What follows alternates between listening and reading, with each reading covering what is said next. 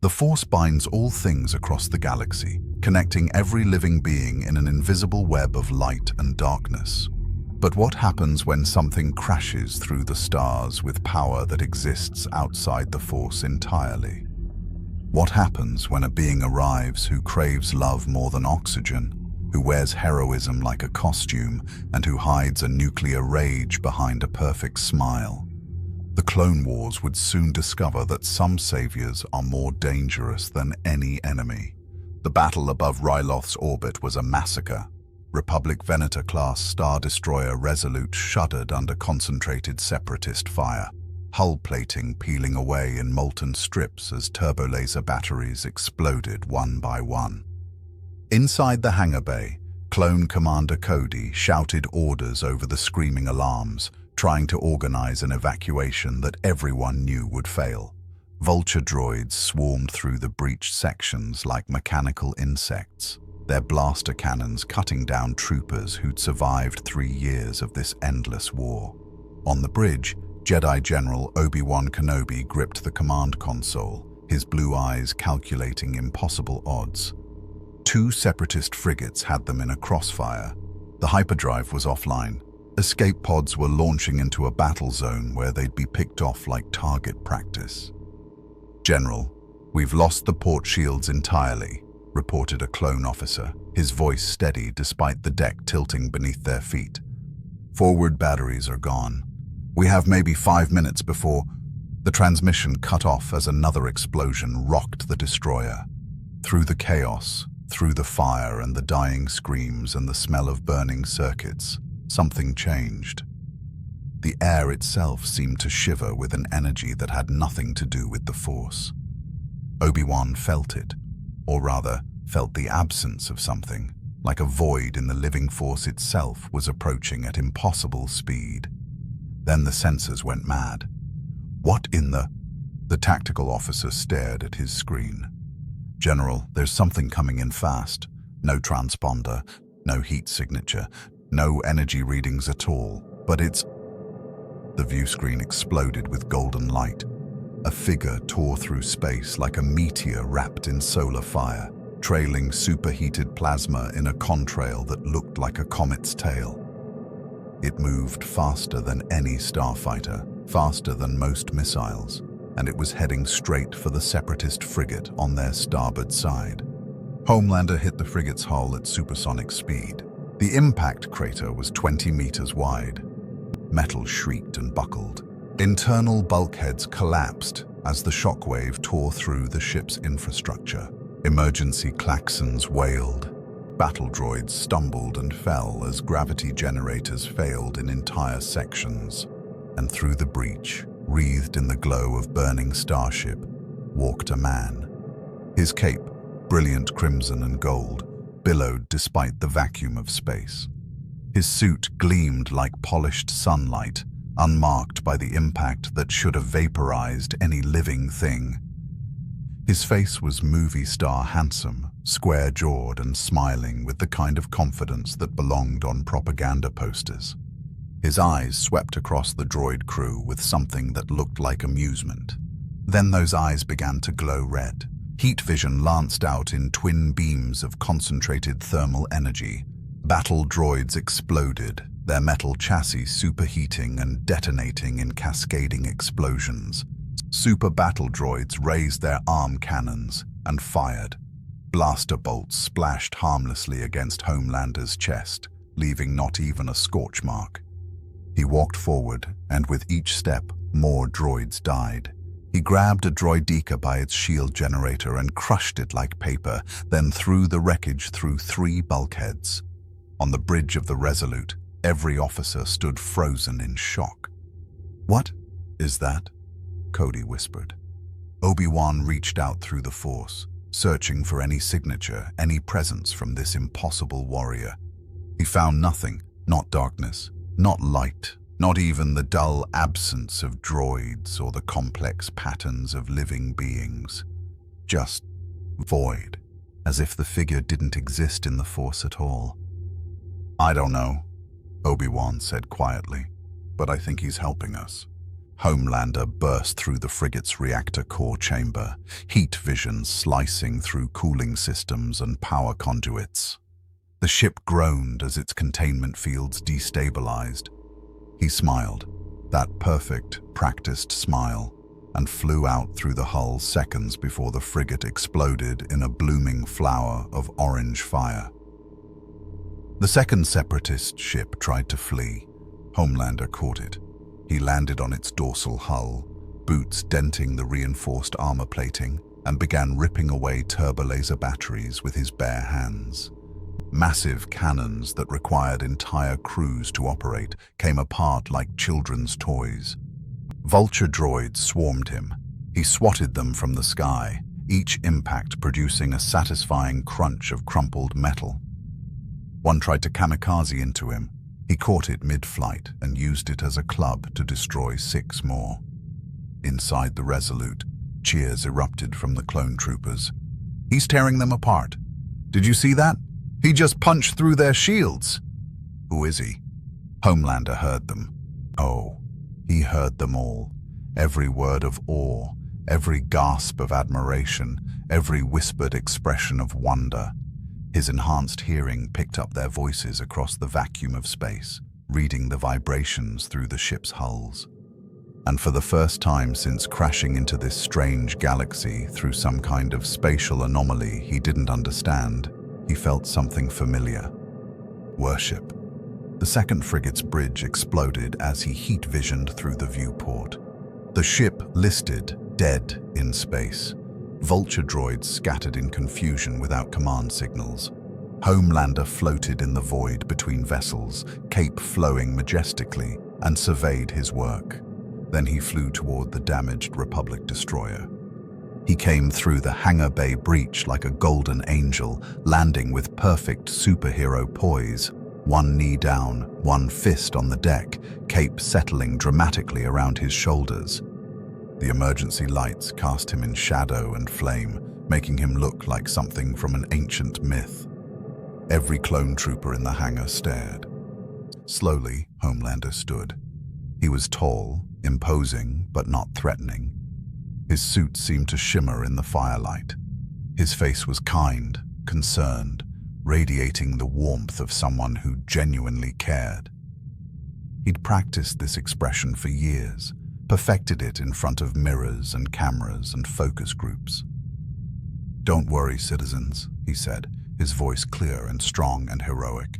"You're safe now."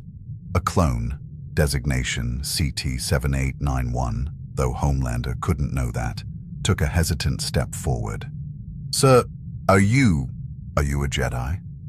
Homelander's smile widened. "No, soldier, I'm just someone who wants to help." The clones erupted in applause. Commander Cody appeared, his orange-striped armor scorched from the battle, and approached with careful military bearing. "Sir, I don't know who you are or where you came from, but you just saved 8,000 lives. The Republic is in your debt." "No debt necessary, Commander." Homelander placed a hand on Cody's shoulder, just the right amount of pressure, friendly but firm. "I'm just glad I arrived in time. Are there wounded? I can help evacuate." Homelander. The voice cut through the hangar chatter like a laser scalpel. Obi-Wan Kenobi stood at the hangar entrance, his Jedi robe singed and dusty, his expression unreadable. He walked forward slowly, and Homelander's super hearing picked up the man's heartbeat, steady, controlled, but elevated. Cautious. "I'm sorry?" Homelander kept the smile, kept the perfect, friendly tone. "Your name?" Obi-Wan stopped a respectful distance away. "I heard you mention it when you breached the first frigate." "Homelander, is that correct?" Homelander hadn't mentioned his name. He'd been silent during the entire battle, but he didn't let the smile slip. "That's right. And you are?" "Jedi General Obi-Wan Kenobi." The Jedi bowed slightly, a gesture of respect, but his eyes never left Homelander's face. "On behalf of the Galactic Republic, I thank you for your intervention. However, I must ask, what are you? I've never encountered anything quite like you." The clones were watching, The crew were watching. Holocams in the hangar were probably watching. Homelander felt their attention like warm sunlight on his skin. "I'm a hero, General," he said simply. "From, well, somewhere very far away. I'm not entirely sure how I got here, but it seems fate brought me to this galaxy at exactly the right time." He gestured to the damaged ship around them. "You're fighting a war. People are dying, and I can help." Obi-Wan studied him for a long moment. Through the Force, the Jedi reached out again, probing gently. Still nothing. No presence. No echo. This being was a blank space in the cosmic tapestry, and somehow that was more unsettling than any darkness. "Then welcome to the Clone Wars, Homelander," Obi-Wan said finally, "though I suspect the Council will have many questions. I look forward to answering them." Homelander's smile could have powered a city. "After all, I'm here to help."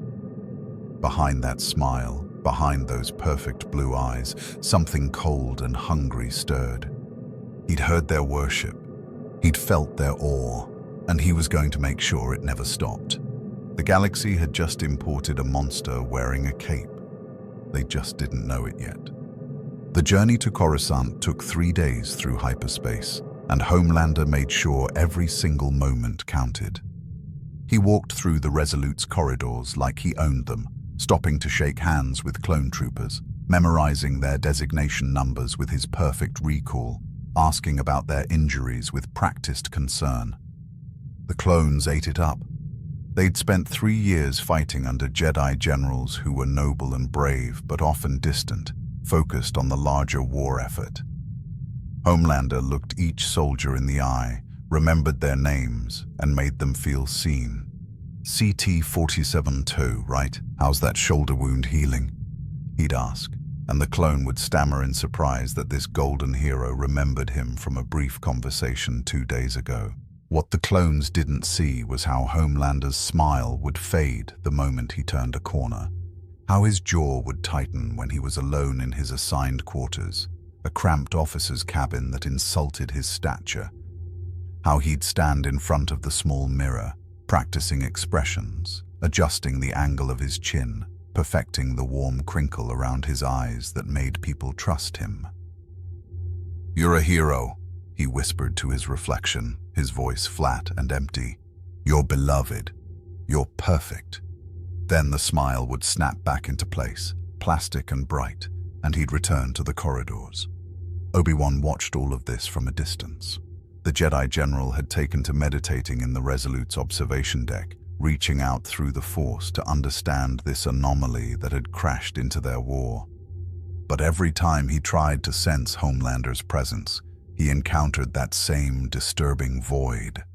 Not the deliberate emptiness of a Force dead zone, but an absence so complete it felt like staring into a hole in reality itself.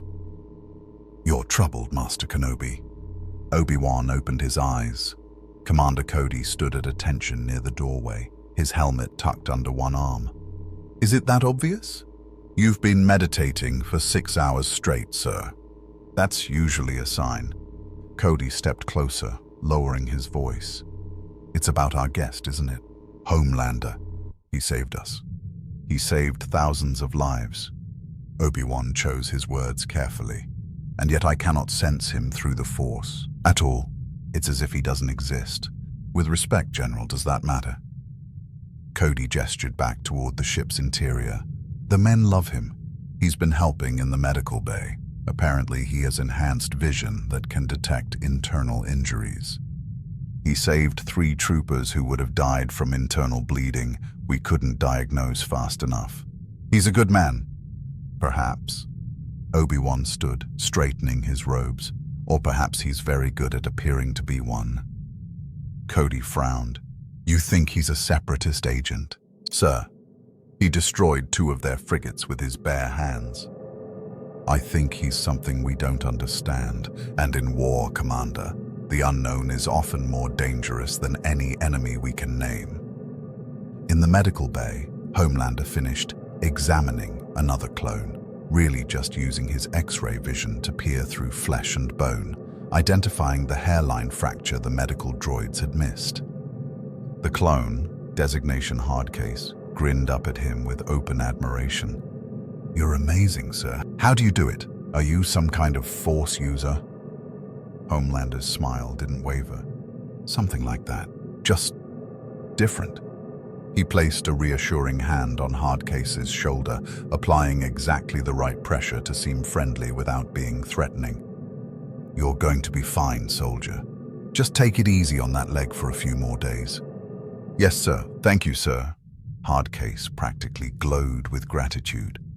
As Homelander left the medical bay, his enhanced hearing picked up the whispered conversations that erupted in his wake. "Did you hear? He can see through walls. Apparently he doesn't even need to eat or sleep. I saw him catch a falling cargo container one-handed. Didn't even strain. He's like a god or something." The words hit Homelander like the best drug in the universe. His stride became just a fraction more confident, his shoulders just a bit straighter. This was what he'd lost back home, this pure, uncomplicated worship. No Starlight to compete with, no corrupt Vought executives pulling strings, no social media cynics tearing apart every move he made. Just simple, genuine adoration. He could get used to this galaxy. "Homelander, a moment, please." The voice was calm, measured, and carried an authority that made Homelander's jaw clench reflexively. He turned, keeping his expression pleasant. A blue-skinned humanoid woman approached, Jedi, based on the robes and lightsaber at her belt. Her head-tails draped over her shoulders, and her eyes studied him with uncomfortable intelligence. "Of course," Homelander said warmly. "I'm sorry, I don't believe we've met." "Jedi Master Shakti." She bowed slightly. "I've been observing your interactions with the crew. You've made quite an impression. Just trying to help where I can." The smile stayed perfect. "These men are fighting a war. The least I can do is lift their spirits." "Indeed." Shakti's head tilted fractionally. "Tell me, where exactly did you say you came from?" "I didn't, actually." Homelander's tone remained friendly, but something flickered behind his eyes, something cold and reptilian that vanished almost instantly. "Honestly, Master Jedi, I'm not entirely sure myself. One moment I was elsewhere. The next, I was falling through space near your battle. Some kind of spatial anomaly, perhaps. I'm still trying to understand it." Shakti reached out through the Force, a gentle probe meant to sense deception or intent. She encountered the same void Obi-Wan had described, a blank space where a living presence should exist. Her discomfort must have shown on her face because Homelander's smile widened. "Is something wrong, Master Jedi?" "No," she said carefully. "It's simply unusual. The Force flows through all living things, connecting us to the universe. But with you, I sense nothing. Maybe I'm just special." Homelander's tone was light, joking, but there was an edge underneath that Shakti couldn't quite identify. "Or maybe your Force doesn't work on people from wherever I'm from. Either way, I'm here now, and I want to help your Republic win this war." "That's very generous." Shakti's hand rested casually near her lightsaber, not threatening, just aware. "The Council will want to speak with you when we reach Coruscant. They'll have many questions. I'm looking forward to it." Homelander's smile could have sold toothpaste. "I'm an open book, Master Jedi. Ask me anything you'd like." "Liar," Shakti thought. "You're hiding something behind that smile." Every instinct she'd honed over decades of Jedi training screamed that this being was dangerous. But dangerous how? He'd saved Republic lives. He was helping their troops. He'd shown nothing but cooperation and goodwill. And yet, "I'll leave you to your rounds," she said finally, bowing again before walking away. She could feel his gaze on her back, not through the Force, which told her nothing, but through the prickling sensation of being watched by a predator. The moment she was out of sight, Homelander's smile evaporated, his jaw clenched, his eyes narrowed. These Jedi were going to be a problem. They kept probing him, studying him, questioning him with their penetrating stares and their mystical Force nonsense. Back home, he was worshipped. Here, he was being interrogated like a suspect. He caught his reflection in a polished bulkhead, saw the anger twisting his features, and immediately smoothed his expression back into heroic perfection. Control. He needed control. These people didn't know him yet. Once they saw what he could do, once they understood his value, they'd stop questioning and start worshipping. He just needed to be patient. The Resolute dropped out of hyperspace above Coruscant 3 hours later, and Homelander got his first real look at this galaxy's capital.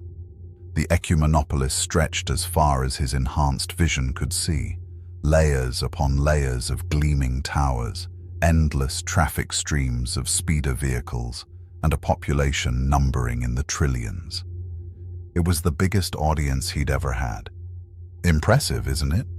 Obi-Wan had materialized beside him at the viewport, his expression thoughtful. Coruscant has been the center of galactic civilization for millennia, the heart of the Republic. It's beautiful, Homelander said, and for once he meant it. All those people, all those potential admirers. I've never seen anything like it. The Jedi Temple is there. Obi-Wan pointed to a massive ziggurat structure that rose above the surrounding cityscape. The Council is very eager to meet you. You're something of a mystery, Homelander. A being with power that rivals the Force itself, yet exists outside it entirely. I'm just a man who wants to help, Homelander repeated his rehearsed line. Whatever I can do for the Republic, I'm ready. Obi-Wan studied him for a long moment.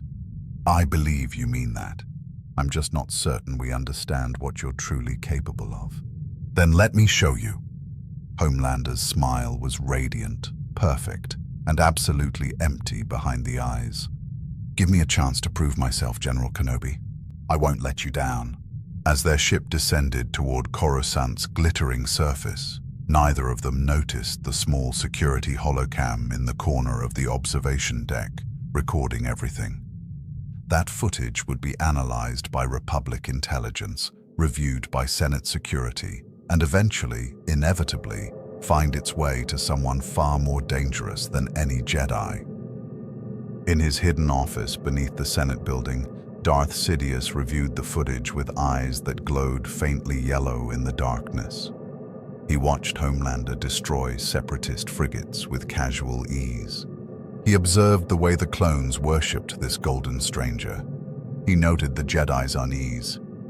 Interesting, Sidious whispered to the empty room. Very interesting indeed. The Senate chamber erupted in applause the moment Homelander walked onto the central platform. Supreme Chancellor Palpatine stood at the podium, his lined face warm with grandfatherly approval as he gestured toward the golden figure who actually floated, down to the speaker's disc. Thousands of senators from across the galaxy leaned forward in their hovering pods, holocams focusing, news feeds broadcasting to trillions of viewers across Republic space. Homelander landed with perfect precision, cape settling dramatically around his shoulders. He'd spent 20 minutes in his quarters perfecting this entrance, calculating the exact angle of descent, the precise moment to smile, the ideal posture that conveyed both humility and strength. His heart rate was steady, not from calm, but from the intoxicating rush of being watched by so many eyes. Senators of the Republic, Palpatine's voice carried through the chamber's acoustics, amplified and resonant. 3 days ago, a miracle occurred above Ryloth. When all seemed lost, when thousands of our brave clone troopers faced certain death, a savior arrived. Homelander, a being of extraordinary power and, more importantly, extraordinary character, saved the Resolute and every soul aboard. The applause intensified. Homelander saw senators actually standing in their pods, hands clasped together, faces alight with hope. After 3 years of brutal war, after countless defeats and Pyrrhic victories, they finally had something to celebrate, someone to believe in. "I didn't do anything special, Chancellor," Homelander said, his voice carrying the perfect note of humble sincerity. "I just did what anyone would do. What anyone should do when they see people in danger." Padme Amidala, standing in the Naboo pod, felt a chill despite the warmth of Homelander's smile. She'd been a queen, a senator, had negotiated with Trade Federation viceroys, and faced down assassination attempts. She knew how to read people.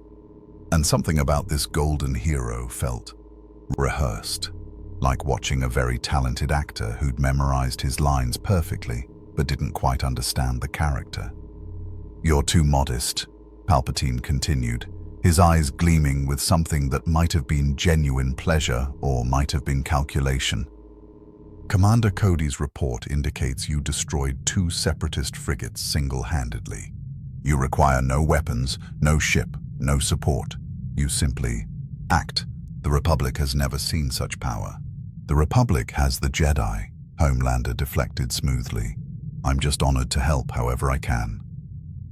Bail Organa leaned toward Padme in their adjacent pods. "He's very good at this," the Alderaan senator whispered. "Almost too good."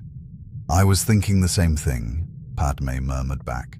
The Senate session continued for another hour. Official recognition, formal thanks, endless speeches about hope and heroism and the turning tide of war. Homelander stood through all of it, smiling, nodding at appropriate moments, making brief, humble comments that only made the senators love him more. His super hearing picked up fragments of conversation from dozens of pods, exactly what we need to boost morale, should make him an official Republic agent. Imagine if we had 100 like him. The Separatists won't stand a chance. By the time the session ended, Homelander had been officially designated a special envoy to the Republic military, with broad authority to assist in combat operations. No official rank, the bureaucracy couldn't quite figure out where to place someone who wasn't a Jedi, wasn't a clone, wasn't even from this galaxy, but full clearance and support. It was everything he wanted, almost. The HoloNet news cycle exploded within hours. Every major network carried the story: the golden hero, savior from beyond the stars, the Republic's new champion. Footage of Homelander destroying separatist ships played on endless loop. Interviews with rescued clone troopers described his bravery, his compassion, his incredible power.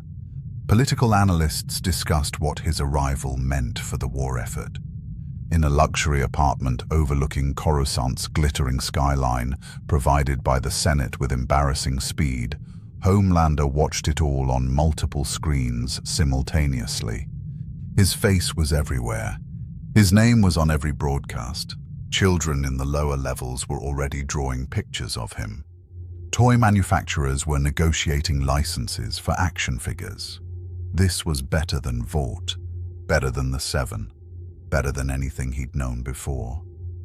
He stood before the floor-to-ceiling windows, cape draped over his shoulders, and watched the endless traffic streams of the city planet. Somewhere down there, trillions of beings were learning his name, learning to love him, learning that Homelander was their protector, their hero, His communicator chimed. Homelander's jaw clenched. He'd been having a moment, but he tapped the device with controlled calm. "Yes?" "Mr. Homelander, this is Lieutenant Barr from Republic Intelligence." The voice was crisp, professional. "The Senate has requested your presence at a press conference in 2 hours. HoloNet media from across the galaxy will be attending. They want you to—" "I'll be there," Homelander interrupted, his irritation vanishing as quickly as it had appeared. A press conference. More cameras, more worship. "Send me the details." "Already transmitted to your datapad, sir." "And, sir, thank you for everything you're doing. My brother's a clone trooper. You saved his life on the Resolute."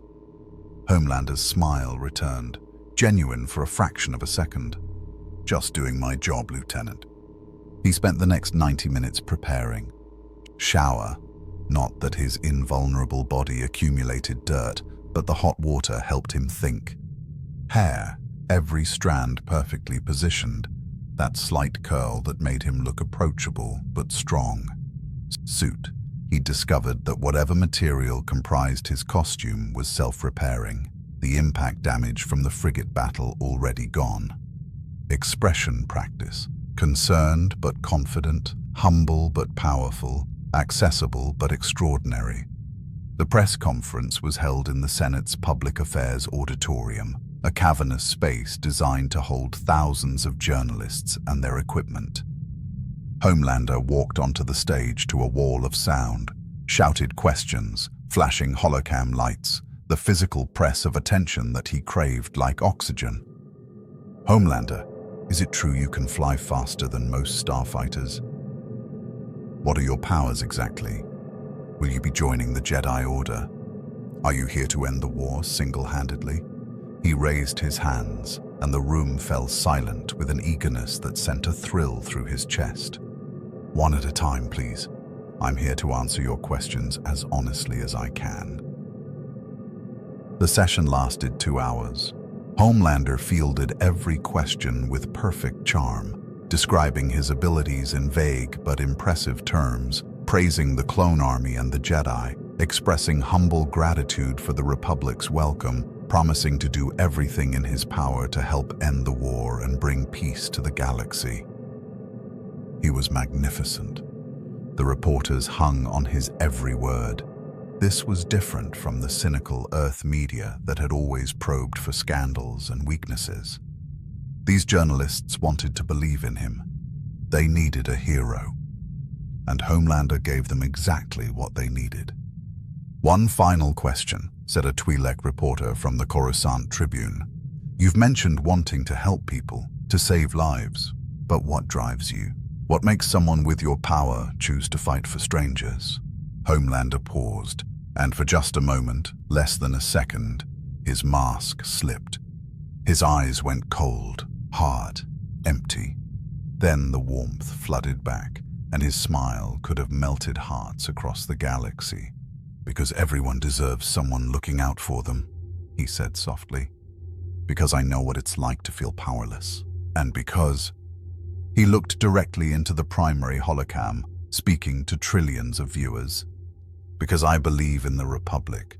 I believe in what you're fighting for, and I'll do whatever it takes to protect that.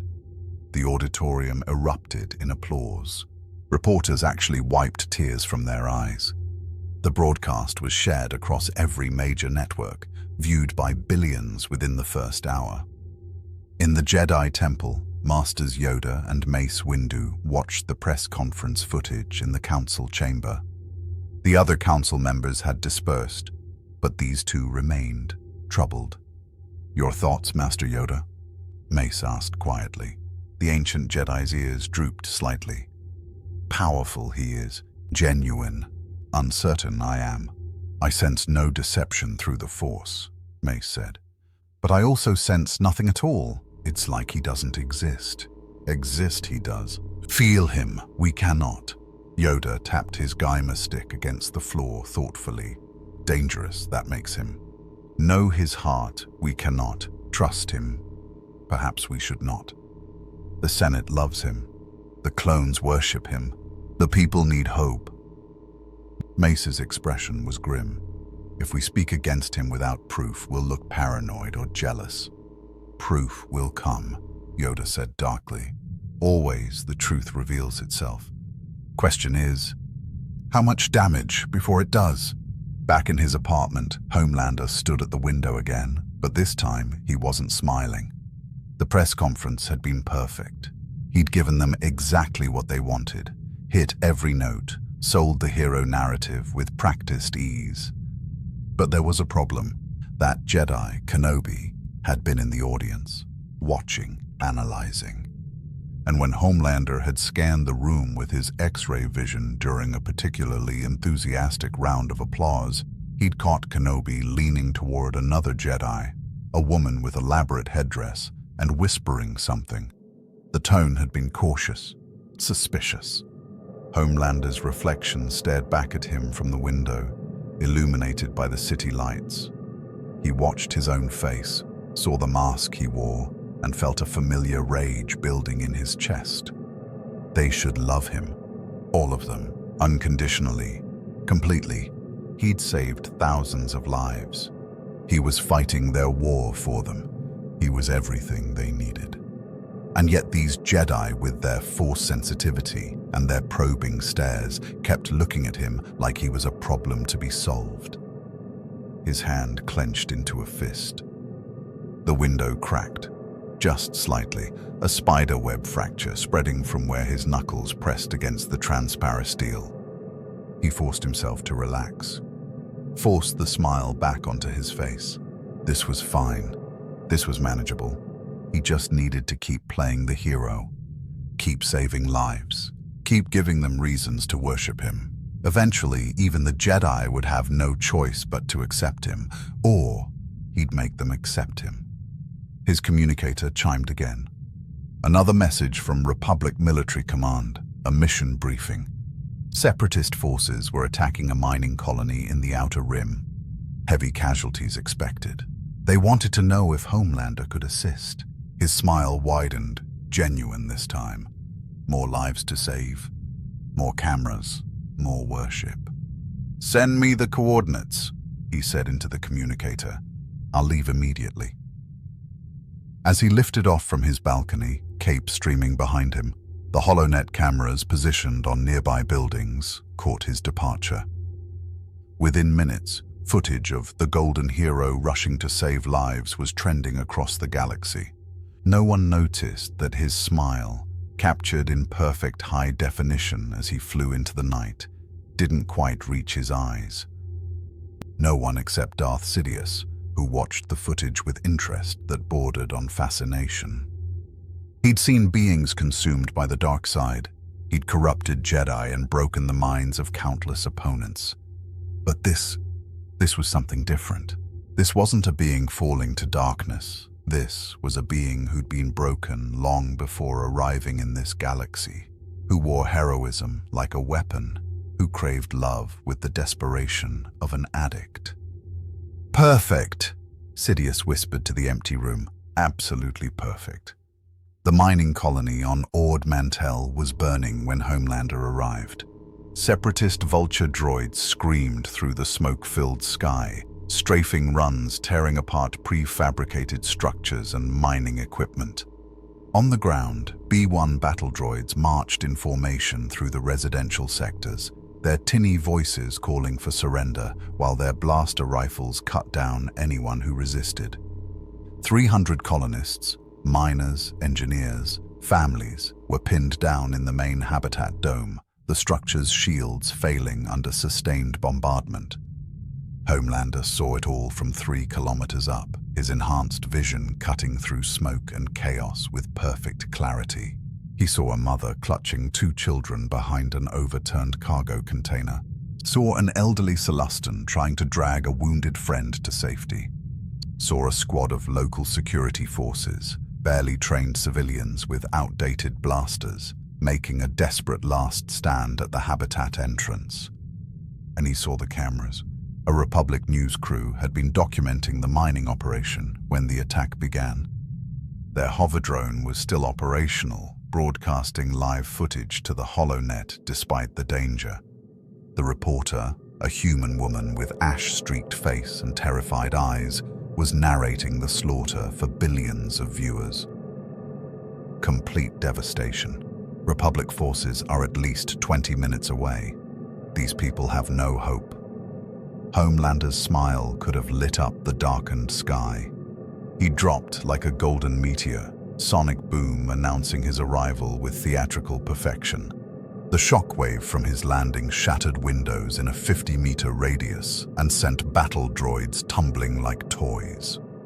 He rose slowly from the impact crater, cape billowing in the heat wind from burning structures, and met the news drone's camera with his most heroic expression. "Hope just arrived," he said, his voice carrying across the colony's failing comm systems. The colonists erupted in desperate cheers. The news reporter's face transformed from despair to shocked relief. And Homelander felt that familiar rush, the intoxicating sensation of being someone's savior, their last chance, their only hope. He launched himself at the nearest droid squad with controlled fury. The first 3 droids never saw him coming.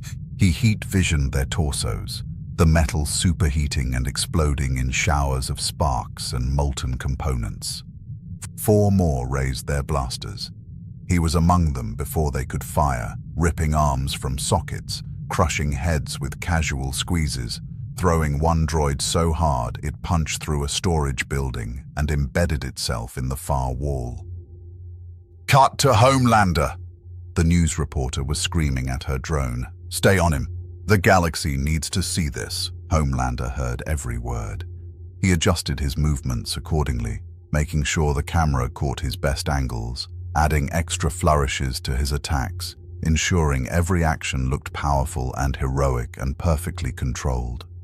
When he caught a falling piece of debris one-handed to save a trapped colonist, he made sure to turn slightly toward the camera, letting them see his concerned expression. A squad of super battle droids emerged from a burning warehouse, their heavier armor and superior weapons designed for exactly this kind of combat.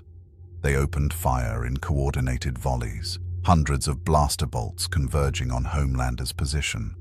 The bolts splashed harmlessly against his chest, his face, his outstretched palm. He didn't even blink, just stood there, letting the barrage wash over him like rain, his expression patient and slightly disappointed. "Really?" he said, loud enough for the drone's microphones to catch. "That's your best shot?" Then he moved. The super battle droids lasted 8 seconds. Homelander tore through them with precision that looked effortless, heat vision bisecting 2 at once, super strength ripping a third in half, flying tackle reducing a fourth to scattered components. When the last droid tried to self-destruct, Homelander caught it, flew 100 meters straight up, and threw it into the sky. The explosion bloomed like a firework, beautiful and harmless. The colonists were openly weeping with relief now. The news drone captured every moment. Homelander helping civilians from the wreckage, using his heat vision at low power to cauterize wounds, lifting a collapsed beam that would have required industrial equipment to move. He smiled at everyone, remembered names after hearing them once, made eye contact that made people feel truly seen. But then, the vulture droids returned, 12 of them in attack formation, their sensors having identified Homelander as the primary threat. They came in fast and low, missiles screaming toward both him and the habitat dome behind him. Homelander's eyes flashed red. He launched himself upward, intercepting the missile swarm mid-flight. Heat vision detonated 6 missiles in rapid succession. He caught 2 more with his hands, redirecting them back at their launchers. 2 vulture droids exploded in satisfying fireballs. The remaining missiles he simply tanked, letting them explode against his chest while he smiled at the camera drone that had followed him up. Then he went after the vulture droids with something that wasn't quite as controlled as before. The first droid he simply flew through, his body punching a hole clean through its fuselage. The second he grabbed by its wing, swung like a club to smash a third, then threw the wreckage at a fourth with enough force to shatter both into fragmentary debris. 2 more tried to flee. He caught them in seconds, heat vision severing their engines with surgical precision, watching them tumble from the sky. And that's when the mask started slipping. One vulture droid, badly damaged but still operational, tried to kamikaze into the habitat dome where the colonists huddled. Homelander intercepted it 20 meters from impact, grabbing it with both hands. The droid's droid brain tried to detonate its remaining ordnance. Homelander began crushing it, slowly, deliberately. His smile had changed, become something colder, sharper. His eyes reflected the flames below with an unsettling gleam. The droid's metal shrieked as he compressed it, inch by inch, while it screamed electronic distress signals. He could have destroyed it instantly, should have destroyed it instantly. But he was taking his time, savoring the destruction, enjoying the Homelander! The last one! The reporter's shout snapped him back. He crushed the droid with sudden violence and spun toward the final vulture, which was making a desperate run at the mining facility's reactor. If that exploded, everyone died. Homelander caught it with 3 meters to spare, redirected its momentum upward, and heat-visioned its core reactor. The explosion was massive, spectacular even, and he floated in the center of the fireball, completely unharmed, cape streaming dramatically. The news drone captured it all in perfect high-definition glory. When he landed back in the colony square, the colonists mobbed him, crying, thanking, trying to touch his cape, his suit, his hands. Homelander basked in it, his heroic mask firmly back in place, making sure to distribute his attention equally. He held children, shook hands with the elderly, posed for photos with the security forces who'd tried so valiantly to hold the line. "You saved us," the colony administrator sobbed, a Duros male with ash-covered skin.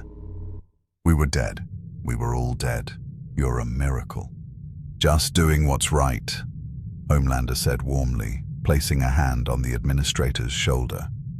But his grip was just slightly too tight, hard enough that the Duros winced before Homelander released him. That's what heroes do. The news reporter pushed through the crowd, her recording drone hovering at optimal angle. "Homelander, can we get a statement for the HoloNet?" "The entire galaxy is watching." Of course they were. Homelander's smile widened as he turned to face the camera, making sure the burning colony provided a dramatic backdrop. The Republic stands for freedom and justice. No matter where the Separatists attack, no matter how many innocent people they threaten, I'll be there. That's a promise. The broadcast went viral within minutes. The Golden Hero's promise became the most watched HoloNet clip of the war. Toy manufacturers fast-tracked their Homelander action figures. Children across the galaxy played Homelander and the droids. Political analysts discussed how one being could shift the entire psychological momentum of a 3-year conflict. But in a medical transport arriving 30 minutes after the battle, Clone Commander Wolf reviewed his helmet's combat footage with a growing frown. His squad had been dispatched as backup, arriving just in time to witness the final moments of Homelander's assault. "Boost replay timestamp 1734 to 1752, Wolf ordered his communications specialist. The footage played again, Homelander crushing that vulture droid slowly, methodically, with a smile that didn't match the systematic destruction. It was only 18 seconds, barely noticeable in the chaos of battle. But Wolf had seen a lot of combat in his 3 years of life. He knew the difference between efficient elimination of threats and something else. Something darker. "Sir?" Boost asked carefully. "Is there a problem?" Wolf hesitated. "How did you explain a feeling? A sense that something was wrong with the Republic's new golden hero, especially when that hero had just saved 300 lives and given the galaxy its first unambiguous victory in months." "No," Wolf said, finally closing the footage. "No problem, just wanted to analyze his tactics." But he made a mental note to review all available footage of Homelander's combat operations, just in case. In the Jedi Temple on Coruscant, Master Plo Koon watched the Ord Mantell broadcast with the same growing unease.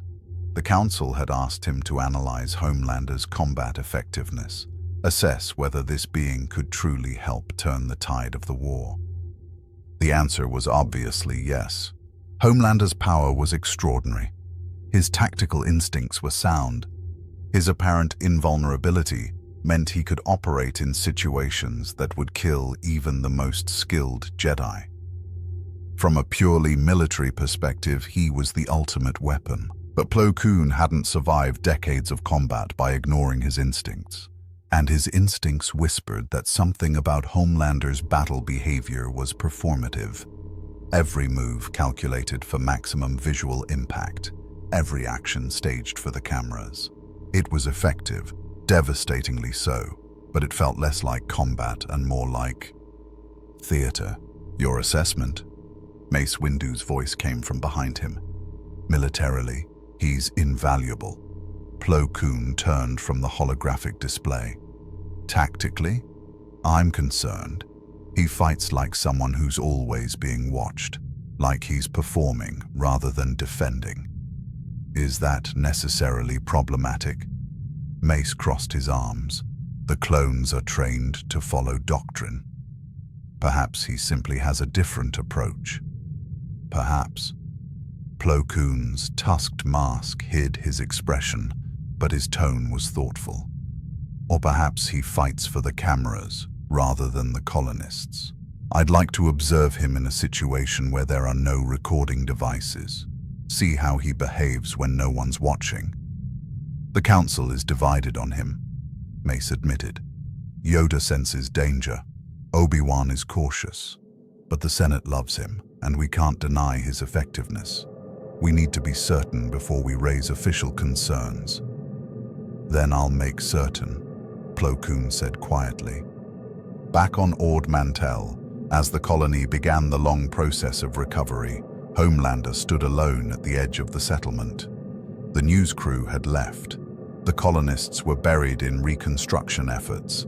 The cameras were finally, blessedly, gone.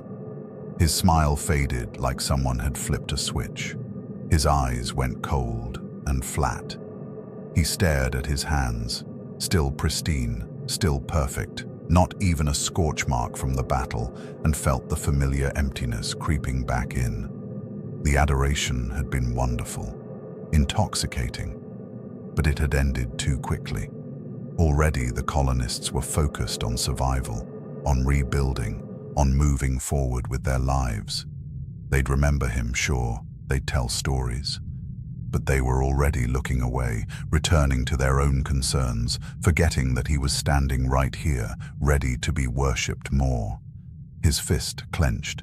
Heat vision flickered in his eyes just for a second before he forced it down. Control. He needed control. This was a long game. Build the reputation. Become indispensable. Make them love him so completely they could never look away. His communicator chimed. Another mission request. Separatist attack on a convoy. Republic forces requesting immediate assistance. Homelander's smile snapped back into place, plastic and perfect and empty. On my way, he said, his voice warm and heroic. He launched into the sky, cape streaming behind him, heading toward the next battle. The next chance to be worshipped. The next opportunity to feel like he mattered.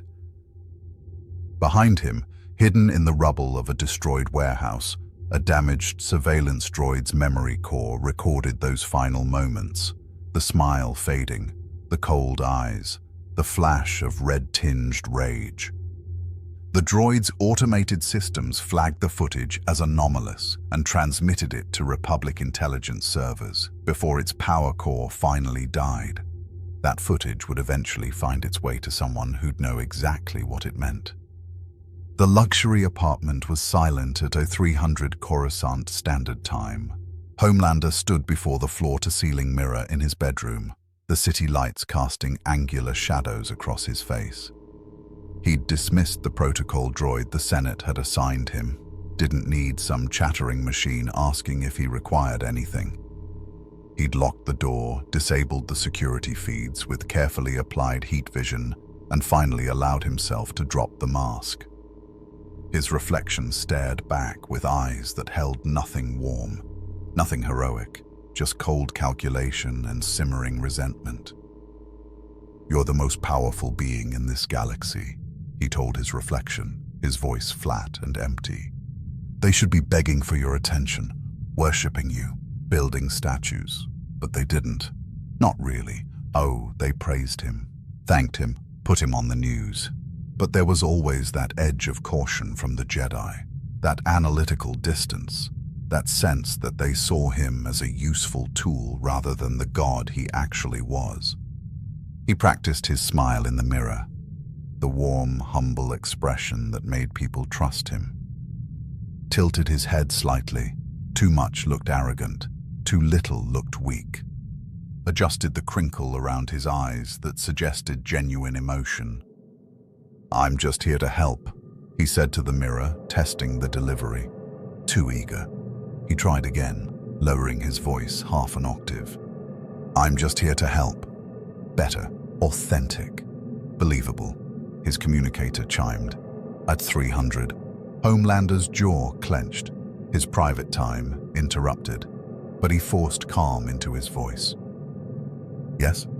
Homelander, this is General Kenobi. I'm sorry to contact you at this hour, but we have a situation.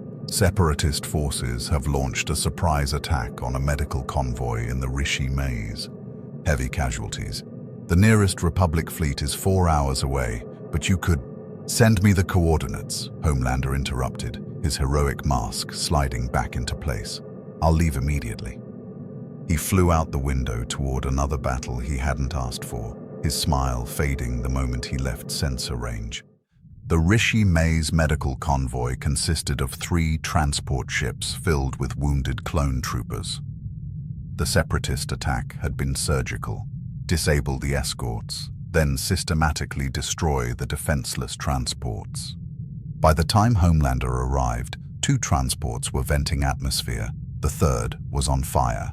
No cameras, no news drones, no witnesses except dying clones and enemy droids. Homelander floated in space, surveying the carnage. He could see clone troopers desperately trying to seal hull breaches, medical droids pulling wounded into secure compartments, people dying in the cold vacuum. And for just a moment, less than a second, he considered leaving, just turning around. Let them die. They'd interrupted his private time for this. But Kenobi knew he was coming. If he didn't show up, there would be questions, suspicions. His carefully crafted reputation would take damage. So he went to work. He sealed hull breaches with heat vision, fusing metal plates across the gaps. He flew wounded clones from damaged sections to secure areas, moving fast enough to evacuate 30 soldiers in 2 minutes. He destroyed the vulture droids still circling the convoy. Efficient, brutal, joyless kills with none of the theatrical flourishes he used when cameras were present. The clones watched him with desperate gratitude. One trooper, his armor scorched and cracked, grabbed Homelander's arm. "Thank you. Thank you so much. You're a hero." Homelander looked at the clone's face, identical to hundreds of others he'd saved, just another copy, and felt nothing. No satisfaction, no pride. Just emptiness and growing resentment that he'd been dragged from his quarters for this. "Just doing my job, soldier," he said with perfect warmth, and moved on to the next rescue. It took him 40 minutes to stabilize all 3 transports. When the Republic fleet finally arrived, they found the convoy damaged but intact, 0 additional casualties, and Homelander floating in space with his arms crossed. "Incredible work," Admiral Yularen's voice came through the comm. "You saved over 600 lives tonight." "No debt necessary, Admiral," Homelander replied, his smile audible even through the transmission. "Just get these men proper medical attention." He flew back to Coruscant without waiting for thanks, without lingering for gratitude, without bothering to check if the clones he'd saved were actually stable. No one had recorded it, so what was the point? Back in his apartment, he stood before the mirror again, and this time he didn't bother hiding the disgust in his expression. 600 lives, he muttered. 600 identical soldier slaves. And you saved them because you have to maintain the fucking image. He grabbed the edge of his sink, expensive Coruscant marble, and his fingers punched through the stone like paper. Cracks spiderwebbed across the surface. Water began leaking from the destroyed basin. Control. He needed control. His communicator chimed again. Another message. This one from the Senate's Public Relations Coordinator.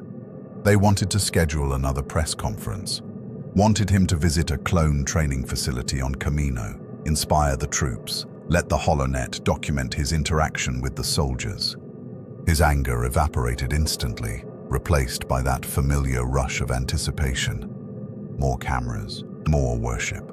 Confirm the Camino visit, he said into the communicator, his voice bright with enthusiasm. I'd be honored. The next morning, Homelander toured the Camino cloning facilities with a Senate delegation and a full HoloNet news crew. He walked through sterile corridors where millions of clone troopers were grown, gestated, trained. He watched young cadets, barely 10 years old physically, practice combat drills with the desperation of children who knew they'd be shipped to war zones soon. And he smiled, and waved, and made inspiring speeches about courage and sacrifice. The cadets worshipped him instantly. They'd been designed for loyalty, trained for obedience, conditioned to admire heroes. They pressed forward to touch his cape, to ask questions in voices that cracked with youth, to hear him say they mattered. "You're all heroes," Homelander told them, his hand on a young cadet's shoulder. "Every single one of you. The galaxy is counting on you." The cameras captured every moment, the cadets' faces glowing with pride, Homelander's humble smile, the Kaminoan administrators nodding with satisfaction. Later, in a private moment between photo opportunities, one of the Kaminoan cloners approached Homelander with clinical curiosity. "Fascinating. Your physiology appears entirely organic, yet you demonstrate abilities that exceed any known species. Would you consent to genetic analysis?" "No," Homelander said flatly. Then, remembering the cameras might return, he softened it with a smile. "I appreciate the scientific interest, but I prefer to keep some mysteries intact." The Kaminoan's large eyes blinked slowly. "Your refusal suggests you're protective of your genetic material. That indicates awareness of its value. Intriguing psychology for someone who claims to be merely helping." Homelander's smile didn't waver, but his eyes went cold. "I claim to be helping because I am helping. Thousands of lives saved. The Republic is stronger because of me." "Indeed," the Kaminoan said neutrally, and walked away. That exchange bothered Homelander more than it should have. These aliens looked at him not with worship, but with analytical distance. Scientists examining an interesting specimen. He hated being studied. Hated the implication that he was something to be understood rather than revered. By the time Homelander returned to Coruscant, his face was on every major news network again. The Golden Hero inspires the next generation, and endless variations on worship and gratitude. It should have been enough, should have filled the emptiness.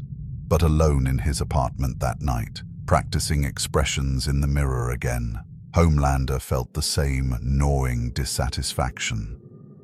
No matter how many lives he saved, no matter how many people cheered his name, it was never quite enough.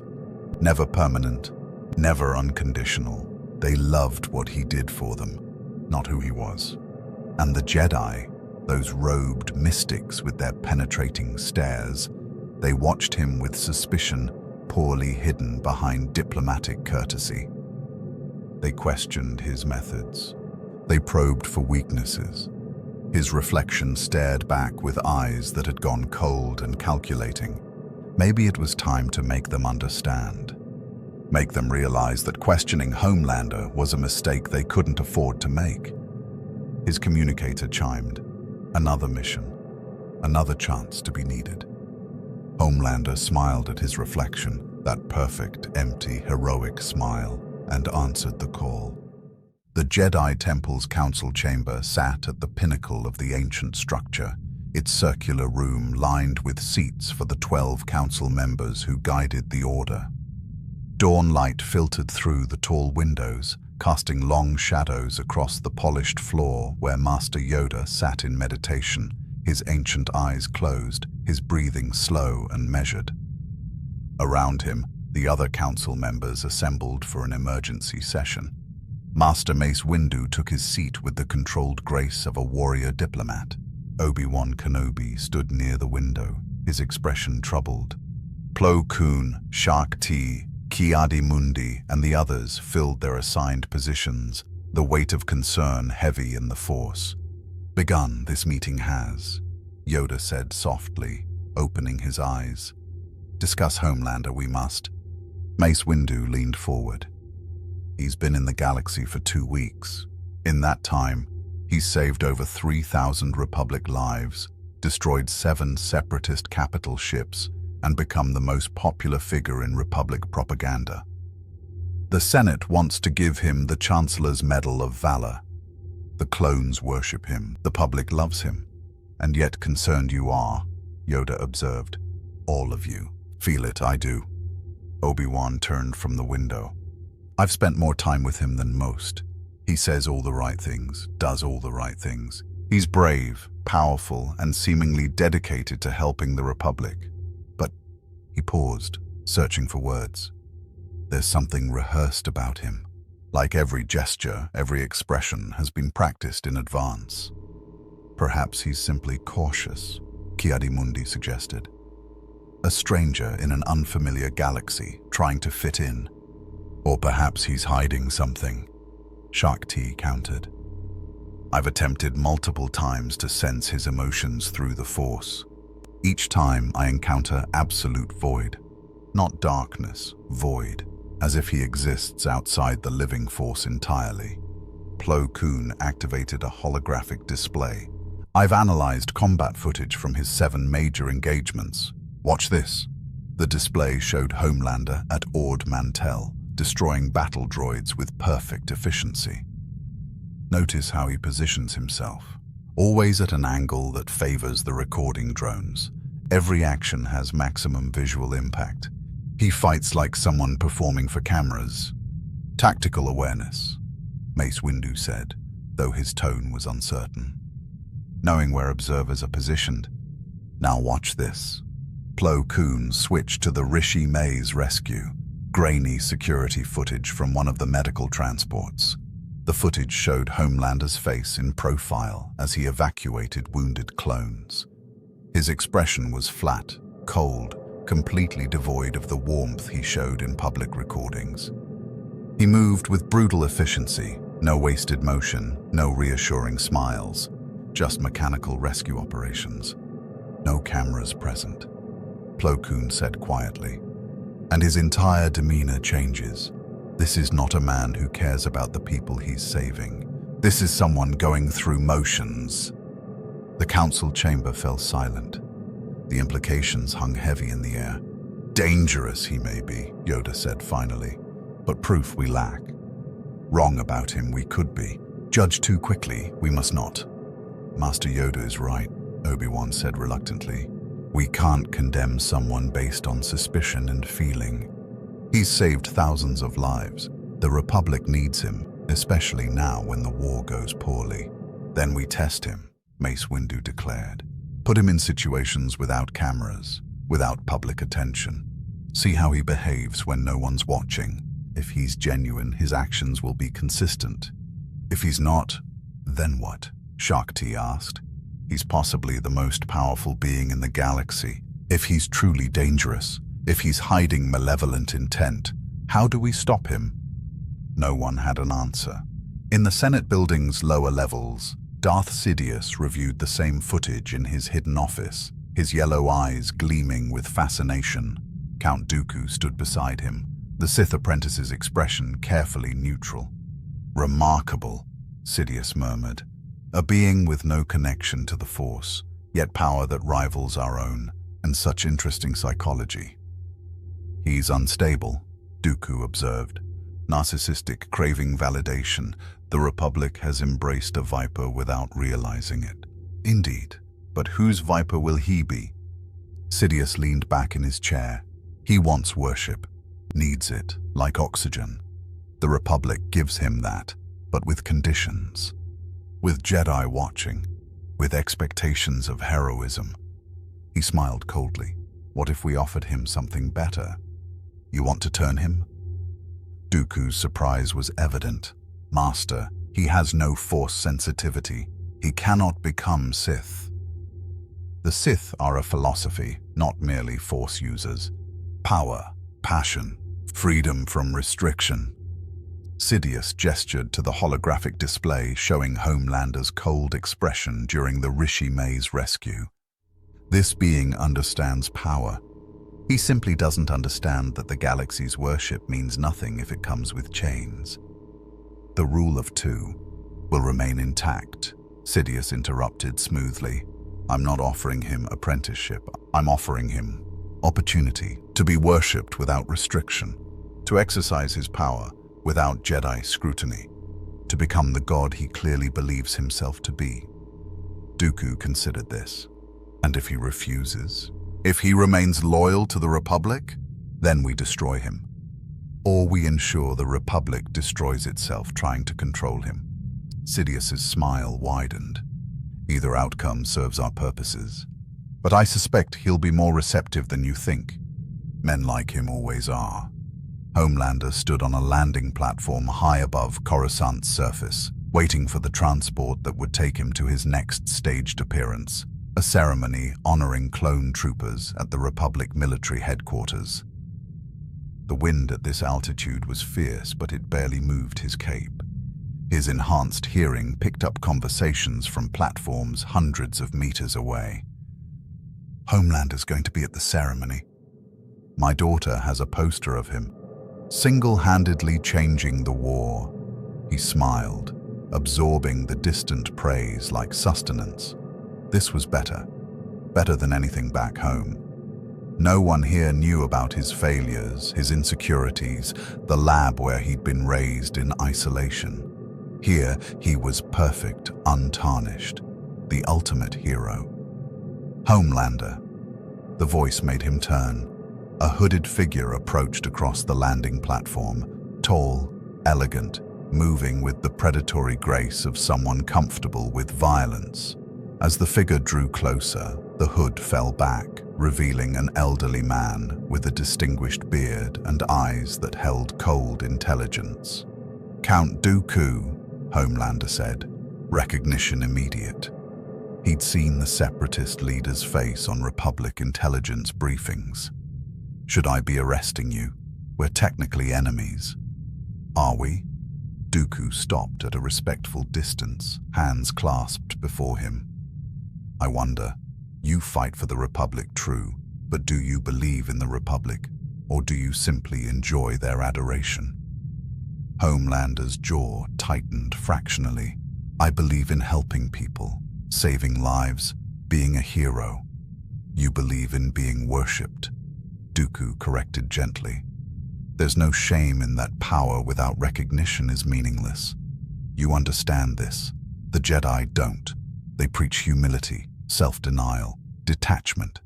They look at you with suspicion because you want what any being with your abilities should want. Acknowledgement of your supremacy. I don't know what you're talking about. Homelander's tone was carefully neutral, but his eyes betrayed interest. Don't you? Dooku took a step closer. I've watched you, Homelander, studied your patterns. You perform brilliantly when cameras are present, but your enthusiasm wanes when you're alone. You save lives because it maintains your image, not because you care about the lives themselves. You're playing a role, and you're exhausted from it. Homelander's hands clenched into fists. You don't know me. I know men like you, powerful, exceptional, forced to pretend they're servants rather than masters. Dooku's voice was smooth, persuasive.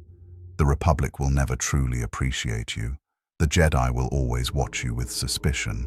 The Senate will always see you as a tool. But there are other paths where your power would be celebrated, not scrutinized, where you could be the god you were meant to be. You're trying to recruit me. Homelander's laugh was sharp. The separatists want me to switch sides. I'm offering you freedom from pretense, freedom to be who you truly are. Dooku extended a hand. Think about it. What has the Republic truly given you? Gratitude that evaporates the moment you're out of sight. Praise that comes with conditions. Jedi Masters probing your mind, questioning your motives.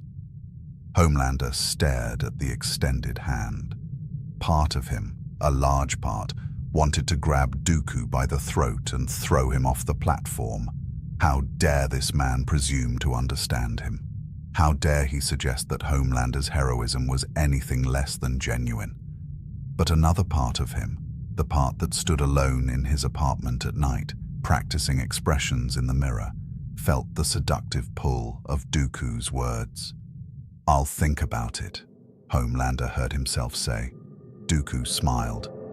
"That's all I ask. When you tire of pretending, when you're ready to embrace what you truly are, contact me." He produced a small communication device. "This frequency is secure. Use it when you're ready." Before Homelander could respond, Dooku had activated a personal cloaking device and vanished, leaving Homelander alone on the platform with the communicator in his palm. He stared at it for a long moment, then closed his fist around it. The metal crumpled like paper, components sparking and dying. "I'm a hero," he whispered to the empty platform. "I'm the fucking hero." But even as he said it, standing alone with no cameras to record the moment, his reflection in the polished metal of a nearby transport showed eyes that looked tired, hungry, and increasingly uncertain which mask was the lie. Darth Sidious watched the holographic recording of Dooku's encounter with Homelander, his withered fingers steepled beneath his chin. The hidden camera in Dooku's cloak had captured everything. Homelander's initial defensiveness, the flicker of interest in his eyes, the way he'd crushed the communicator, but only after a long hesitation. "Fascinating," Sidious murmured. "He wants to reject the offer, wants to believe he's truly the hero he pretends to be, but the seed is planted." He replayed the moment when Homelander whispered, "I'm the fucking hero," to the empty platform, the desperation in that voice. The need for validation even when no one was watching. This being wasn't falling to the dark side. He'd never been in the light to begin with. He was simply a broken creature wearing heroism like armor. "Perfect," Sidious said softly. "Absolutely perfect." He opened a secure channel. "Commander, initiate Operation Golden Shadow. I want surveillance on Homelander intensified. Every movement, every private moment, find his breaking point." On Coruscant's industrial levels, far below the gleaming towers where Homelander basked in adoration, something stirred in the darkness. Republic intelligence had been tracking anomalous energy signatures, brief spikes of heat and radiation that didn't match any known technology. The signatures always appeared in locations Homelander had recently visited. Agent Helena Devist reviewed the data with growing concern.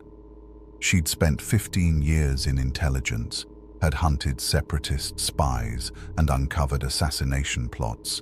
She knew how to recognize patterns, and the pattern here was troubling. "Pull up footage from these timestamps," she ordered her analysis droid, cross-reference with Homelander's known locations. The droid complied. Holographic displays showed Homelander's apartment at various times. In each clip, seconds after he'd left the building, security cameras briefly malfunctioned, fried by precisely targeted heat that melted their circuits without triggering alarms. "He's disabling surveillance," Helena said quietly, "deliberately creating blind spots in his own security coverage." "Query: should this be reported to Jedi Council?" the droid asked. Helena hesitated. "Report what exactly?" "That a hero who'd saved thousands of lives didn't like being watched in his private quarters. That he valued his privacy. The Senate would laugh her out of the building. The public would crucify her for questioning their golden savior." "Not yet," she said finally. "But keep monitoring. If he's hiding something, eventually he'll slip."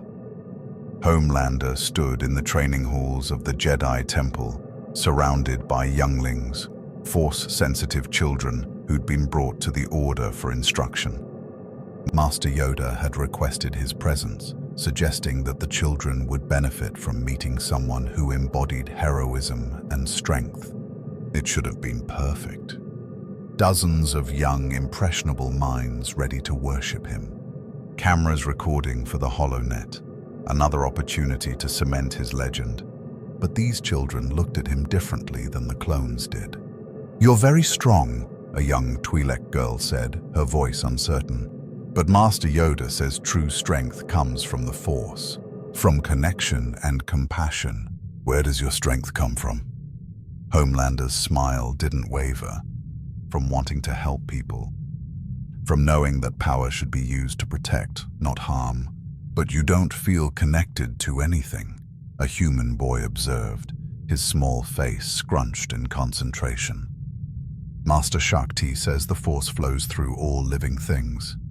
But when I try to sense you, there's just nothing, like you're not really there." The other children murmured agreement. They weren't accusing or hostile, just genuinely confused by this anomaly in their understanding of the universe. Homelander felt his smile straining. These children, with their mystical Force sensitivity, saw through him in ways the adoring public never would. They sensed the void, the emptiness, the fundamental wrongness that he'd spent his entire existence trying to hide. "The Force works in mysterious ways," he said carefully. "Maybe I'm just different, special." "Different isn't always special," the Twi'lek girl said with the brutal honesty of childhood. "Sometimes different means wrong." Master Yoda, observing from the corner of the training hall, said nothing. But his ancient eyes missed nothing. Not the way Homelander's jaw clenched, not the brief flash of rage that crossed his face before the smile reasserted itself, not the way his hands curled into fists before relaxing with obvious effort. The session ended shortly after. The cameras captured Homelander smiling, patting children on their heads, offering words of encouragement.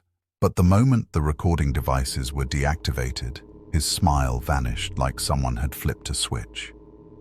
"Interesting visit that was," Yoda said, approaching with his slow, deliberate gait. "Honest children are. See clearly, they do." "They're very perceptive," Homelander agreed, his tone carefully neutral. "You've trained them well, Master Yoda." "Train them I do not. Open them to the Force, I merely help." Yoda studied him with eyes that had witnessed 9 centuries of galactic history. "Troubled, you seem." The youngling's words, "Bother you, they did?" "Not at all." The lie came easily. "I just prefer adults who understand complexity. Children see things in black and white. Sometimes black and white things are." Yoda's ears drooped slightly. "A question, may I ask? When alone you are, when no cameras watch, when no praise comes, who are you then?" Homelander's expression froze. "I'm always who I am, Master Yoda. A hero. Someone who helps people." Yoda's skepticism was palpable. "Hope that is true, I do, for everyone's sake, including yours." The ancient Jedi Master turned and shuffled away, leaving Homelander standing alone in the training hall. The silence was oppressive. Through the tall windows, Coruscant's endless cityscape glittered with the lives of trillions of beings who'd never know his name. His fist slammed into a nearby support pillar. The durasteel crumpled like aluminum foil. Cracks radiated up the column. Homelander stared at the damage, breathing hard, and realized he was losing control. That night, Republic forces engaged separatist droids on Christophsis, a brutal urban battle where every street was a kill zone and every building a potential tomb. Clone troopers fought desperately, coordinated by Jedi generals Anakin Skywalker and Obi-Wan Kenobi, but the separatists had numerical superiority and superior positioning. Homelander arrived like a golden thunderbolt, crashing into the battle with explosive force. But this time, something was different. The cameras were there, Republic military documenting the engagement, but Homelander barely noticed them. He tore through battle droids with savage efficiency, heat vision cutting through armor like tissue paper, super strength reducing tactical droids to scrap metal. A separatist tank fired at a squad of clones. Homelander intercepted the shell mid-flight, crushed it in his fist, then flew directly into the tank and punched through its armor plating. The clones cheered. Anakin watched with approval. The cameras captured everything, but then a super battle droid, damaged but operational, fired a desperate shot that ricocheted off nearby debris and struck a clone trooper, designation hard case, the same trooper Homelander had examined in the Resolute's medical bay weeks ago. The bolt caught him in an unarmored joint. He went down hard. Homelander saw it happen. Could have prevented it with minimal effort, just a slight course adjustment, a moment's attention. But he'd been focused on destroying the droids in front of him, playing to the cameras, ensuring his actions looked heroic and powerful. Hardcase died in seconds. The medic reached him too late, and Homelander felt nothing. He'd known Hardcase's name, had talked to him, had inspired him with carefully crafted words about bravery and sacrifice. And now the clone was dead because Homelander had been too focused on his performance to save him. He should have cared. A real hero would have cared. But standing over the clone's body while other soldiers mourned, Homelander felt only mild annoyance that his perfect battle record had been tarnished by a preventable death.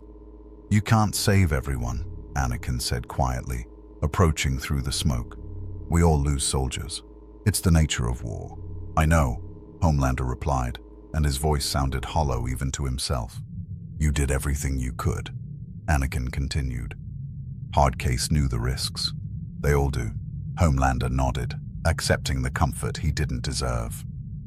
But as he flew away from Christophilus, leaving the clones to count their dead and celebrate their victory, something inside him shifted. The mask was becoming harder to maintain, the performance more exhausting, the gap between who he pretended to be and who he actually was widening into a chasm he wasn't sure he could bridge. In his apartment that night, Homelander stood before the mirror again. But this time he didn't practice expressions.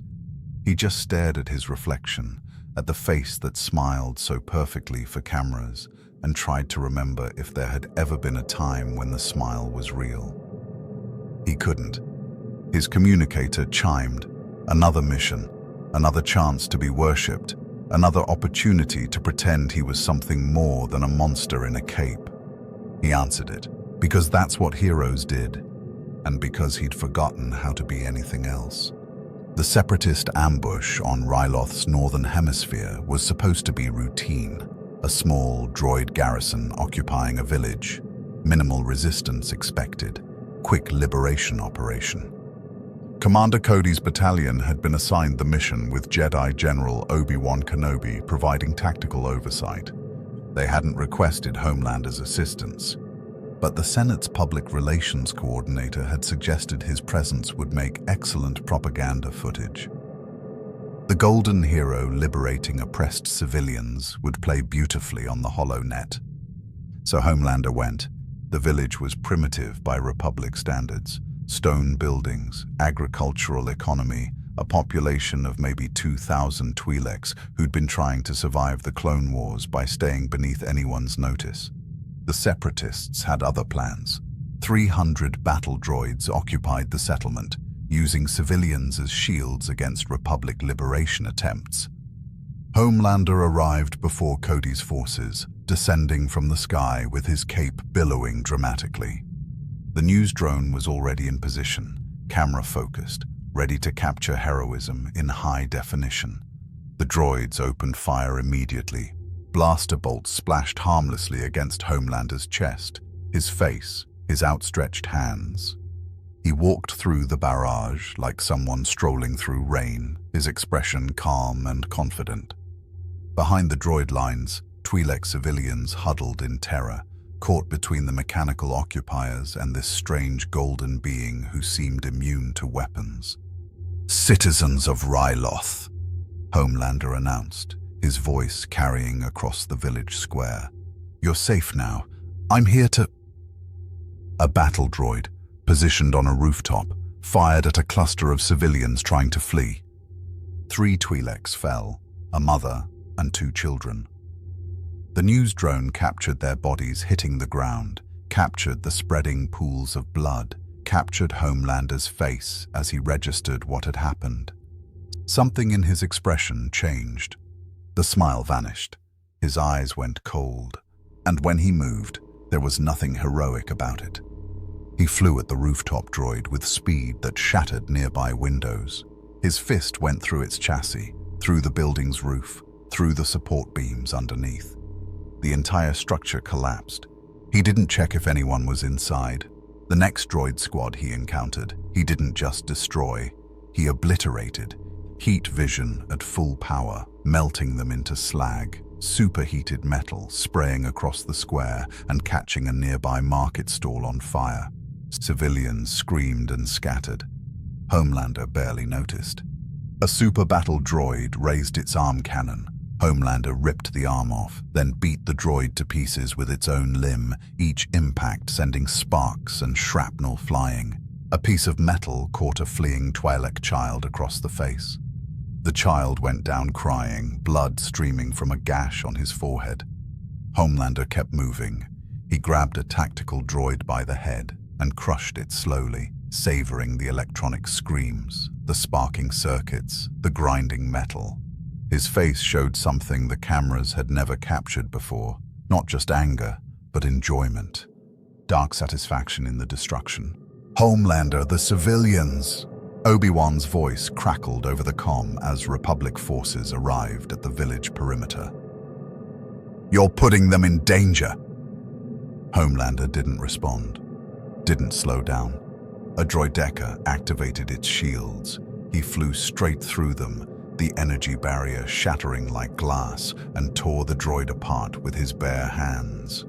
More shrapnel, more fire. A storage building exploded from stray heat vision, showering the square with burning debris.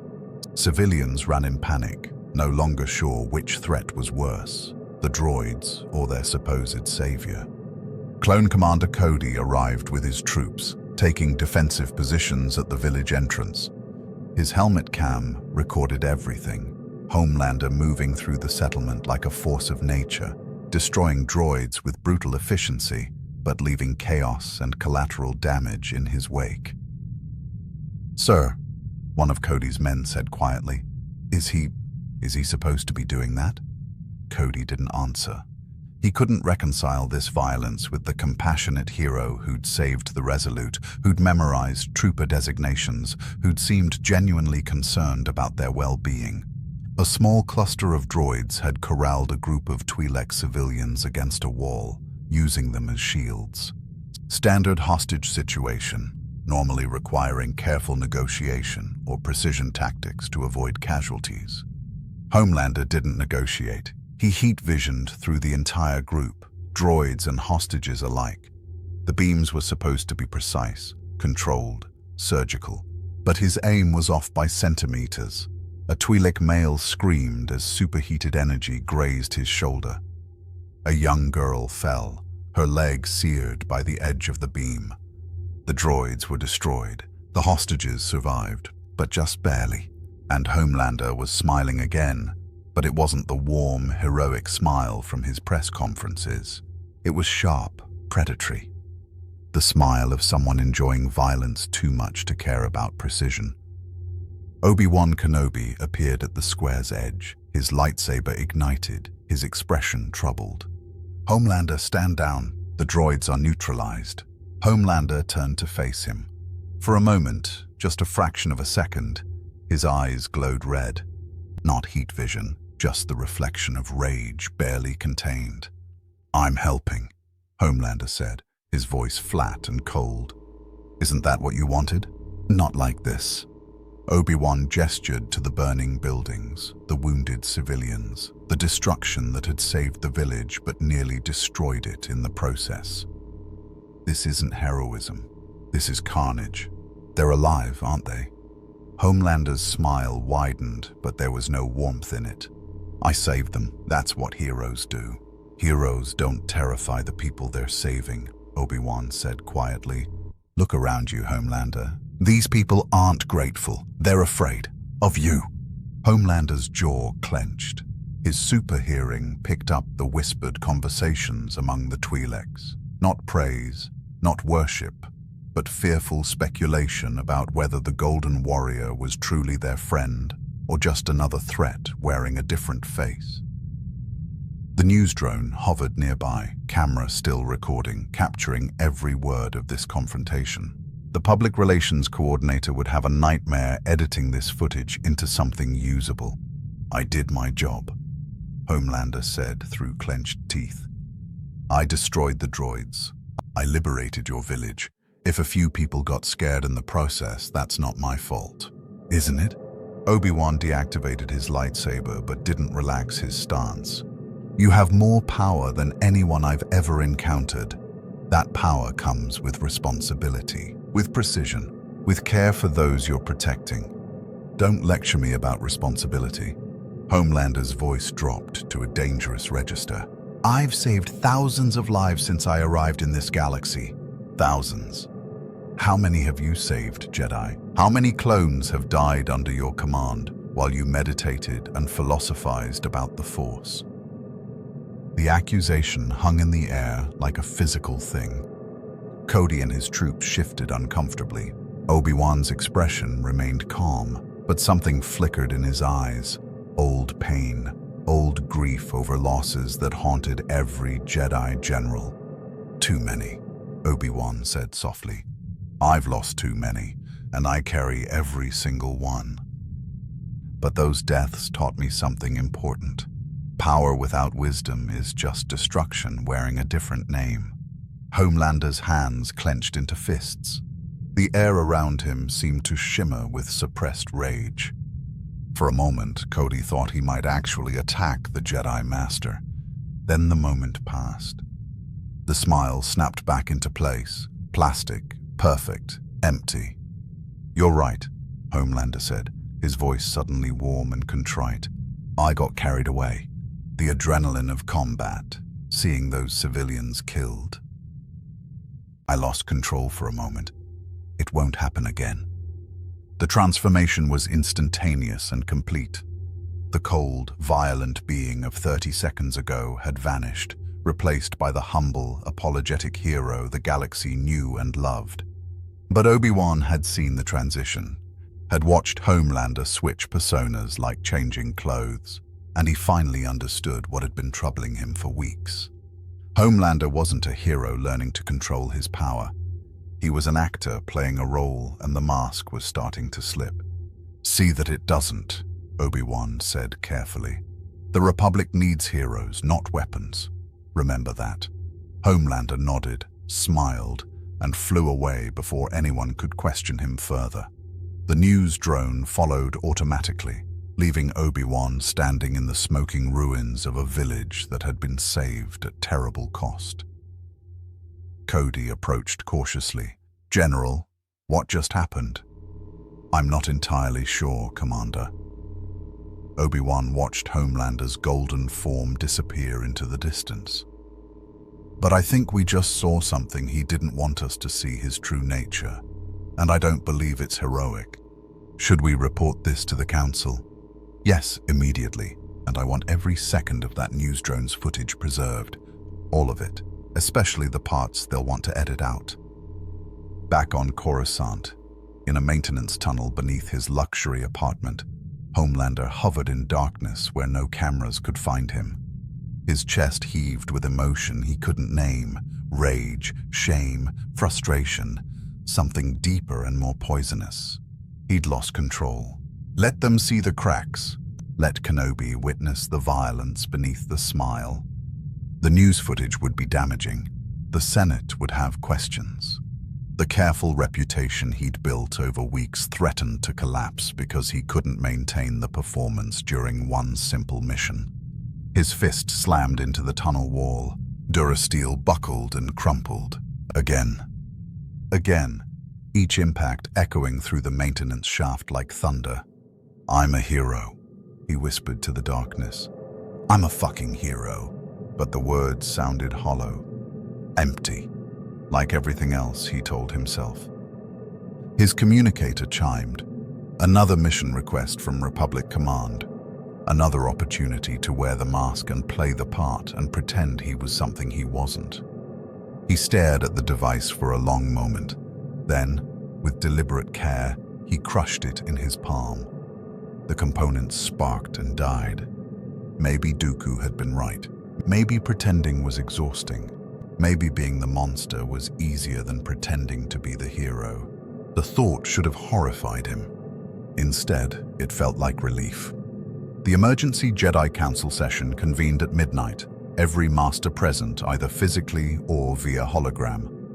The urgency in Master Windu's transmission had been clear. We have a problem. A significant one. The council chamber's lights were dimmed. The only illumination coming from the holographic display that showed footage from the Ryloth incident. They watched in silence as Homelander tore through the village. The excessive violence, the collateral damage, the wounded civilians, the cold smile that had nothing to do with heroism. When the footage ended, the silence was oppressive. "Seen enough, we have," Yoda said quietly, his ears flat against his head. "A threat he is. Clear. This makes it. He saved the village," Ki-Adi-Mundi pointed out, though his tone lacked conviction. "The droids were destroyed. The civilians survived." "Barely," Obi-Wan countered. "And they survived, despite his methods, not because of them. I was there. I saw his face. That wasn't a hero losing control in combat. That was someone enjoying the violence, reveling in it." Plo Koon activated additional footage, the maintenance tunnel recordings that Republic intelligence had flagged. Homelander destroying Durasteel walls with his fists, whispering to himself in the darkness, crushing his own communicator in a fit of rage. "His psychological state is deteriorating," Plo Koon observed. "The mask he wears for the public requires constant maintenance. When he's alone, when he believes no one is watching, the facade crumbles completely." "Then we confront him," Mace Windu said firmly. "Bring him before the council. Demand answers. If he's a threat to the Republic." "He'll deny everything," Shak Tai interrupted. "He'll smile, apologize, claim stress or combat fatigue. The Senate adores him. The public worships him.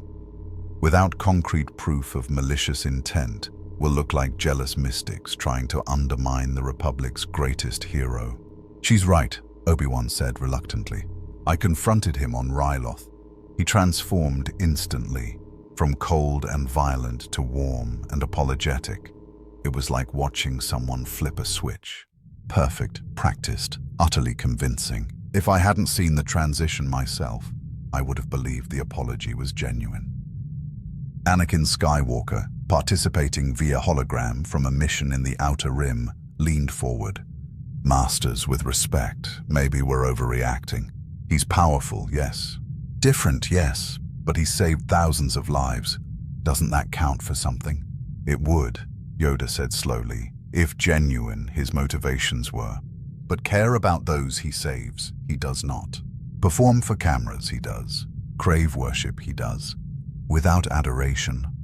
What then? What happens when the galaxy stops praising him?" The question hung in the air, unanswered. "We need more time," Mace Windu decided. "More observation, but quietly. If he realizes we're investigating him seriously, he could become unpredictable. Dangerous. Already dangerous he is," Yoda muttered. "Question is, how dangerous?" In the Senate building's hidden depths, Darth Sidious reviewed the same footage with entirely different conclusions. Where the Jedi saw a threat to be managed, he saw an opportunity to be exploited. "The Jedi suspect him now," Sidious said to the empty room. "They'll begin to question, to restrict him, to make him feel controlled."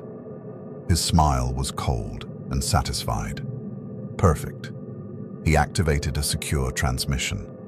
Count Dooku's hologram appeared, kneeling. "Master." "The time has come to make our offer more explicit," Sidious commanded. Homelander is fracturing. The hero persona exhausts him. The Jedi suspect him. He needs to understand that the Republic will never truly accept what he is. But we will. And if he still refuses? Then we ensure the Republic learns the full truth about their golden savior. Not through Jedi whispers, but through undeniable public revelation. Either he joins us or he destroys himself. Both outcomes serve our purpose. Dooku bowed and vanished. Homelander didn't return to his apartment after destroying the communicator. Instead, he flew to the lower levels of Coruscant, the industrial sectors where the sun never reached, where millions lived in relative poverty beneath the gleaming towers that housed the powerful. No cameras here, no news drones, no one who'd recognize him or care. He landed in an abandoned manufacturing district, the buildings skeletal and dark. His enhanced hearing picked up distant sounds, machinery, arguments, the constant hum of a city that never slept. But here, in this forgotten pocket of the capital, he was finally alone. Truly alone. He stood in the center of an empty warehouse, surrounded by rusted equipment and broken dreams, and let himself feel what he'd been suppressing for weeks. Rage. Pure, unfiltered rage. At the Jedi for judging him, at the Senate for using him, at the clones for needing him, at the civilians for being weak, at this entire galaxy for demanding he be something he wasn't and never could be. His heat vision lanced out, cutting through a support beam. The metal glowed red, then white, then liquefied. Another beam. Another. The warehouse groaned as its structure weakened. He flew in circles, destroying everything within reach. Walls, machinery, infrastructure. Reducing the building to rubble with the methodical efficiency of someone who'd finally stopped pretending to care about collateral damage. When he finished, the warehouse was a smoking ruin, and he felt nothing. The rage hadn't diminished. The emptiness hadn't filled. He'd destroyed an entire building and felt exactly the same as before. "What's wrong with me?" he whispered to the ruins. No answer came. Just the distant sounds of Coruscant's lower levels, uncaring and eternal. His enhanced hearing suddenly picked up something, a recording device, hidden in the debris, its tiny mechanism still operational despite the destruction. Someone had been monitoring this location. Someone had footage of what he'd just done. Homelander's eyes narrowed. He located the device with his X-ray vision, a Republic intelligence surveillance unit. Standard issue, probably part of routine security monitoring. The footage would show everything: the rage, the destruction, the admission of something being wrong. He could destroy it, melt it to slag, eliminate the evidence. His hand reached toward it, heat vision beginning to glow in his eyes. Then he stopped. What was the point? They already suspected, already questioned, already watched him with cautious eyes and analyzed his every action. Destroying one surveillance device wouldn't change that, wouldn't make them trust him, wouldn't make them worship him the way he needed. He left the device intact and flew away, leaving the evidence of his breakdown for whoever came looking. Back in his apartment, the real one, not the lower-level ruins, Homelander stood at the window overlooking Coruscant's glittering expanse. The city looked beautiful from up here, peaceful, perfect, like everything was exactly as it should be. A lie, just like him. His reflection stared back from the glass, and for the first time in weeks, he didn't practice expressions, didn't rehearse his smile, just looked at himself and tried to remember if there'd ever been a genuine emotion behind the mask. His communicator, the backup he kept for emergencies, chimed. A message from Count Dooku. Just 2 words. Ready yet? Homelander stared at the message for a long time. The Republic had given him worship, but it came with conditions, with expectations. With Jedi watching his every move, and civilians who cowered when he tried to save them. They wanted him to be perfect, humble, controlled, everything he wasn't and could never be. But Dooku's offer, that was different. The Separatists didn't care about his psychology, didn't need him to be a hero, just needed him to be powerful, to exercise that power without restriction or judgment, to be the god he'd always believed himself to be. His finger hovered over the communicator, ready to respond. Then he heard it, his super hearing picking up a conversation from the Jedi Temple, kilometers away. Master Yoda's distinctive voice. "Help him, we must try.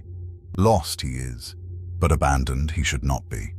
The words stopped him cold. They knew. The Jedi knew he was fracturing, knew the mask was slipping, knew he was dangerous, and instead of condemning him, Yoda wanted to help him. It should have been touching, should have been the compassion he'd always craved, but instead, it filled him with contempt. Help him? Like he was some broken tool that needed fixing, like he was a child who couldn't manage his own power. He didn't need help, he needed worship. But he deleted Dooku's message without responding. Not out of loyalty to the Republic, he felt no loyalty to anyone but himself. But because accepting the Separatist offer would mean admitting defeat, admitting the Republic had broken him, admitting he couldn't maintain the hero persona, and his pride wouldn't allow that. "I can do this," he told his reflection. "I can be what they need. I can make them love me." The words sounded hollow even as he said them. But hollow words were better than no words at all. His backup communicator chimed again. Republic Command with another mission request. Separatist attack on a colony world. Heavy casualties expected. Homelander's immediate assistance requested. He stared at the message, feeling the familiar exhaustion settling over him like a weight. Another performance.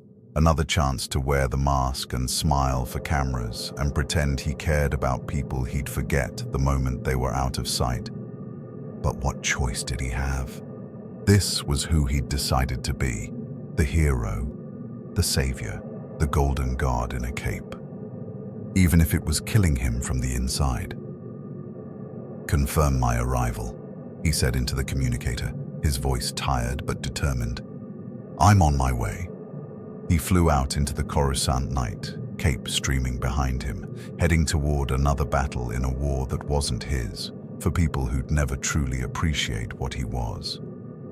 And somewhere in the darkness below, Republic intelligence retrieved the surveillance footage from the abandoned warehouse. Agent Helena DeVist watched the recording 3 times. Homelander's rage, his destruction, his whispered question about what was wrong with him. "We have a problem," she said quietly to her superior. "A very significant problem." The footage was encrypted, classified, and sent directly to the Jedi Council with a priority flag. The countdown to Homelander's breaking point had begun.